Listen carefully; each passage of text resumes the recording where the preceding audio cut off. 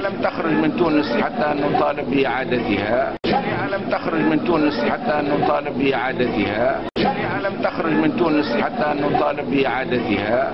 الشريعة تونس ظلت بلد إسلامي، وظل القانون التونسي في خطه العريض وفي معظمه قد يصل إلى أكثر من 90% مستمد من الشريعة الإسلامية، من القانون الإسلامي، من القيم الإسلامية.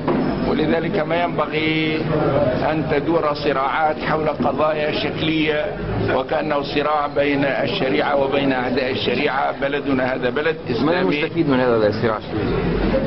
لا تستفيد البلاد من هذه الصراعات أن تقسم قسمين، كافر ومسلم. فهذا البلد بلد مسلم، والشريعة هي المصدر الأعلى لكل سياساتنا ولكل ثقافاتنا ولكل قوانيننا، والشريعة لا ينطق باسمها إلا الشعب التونسي.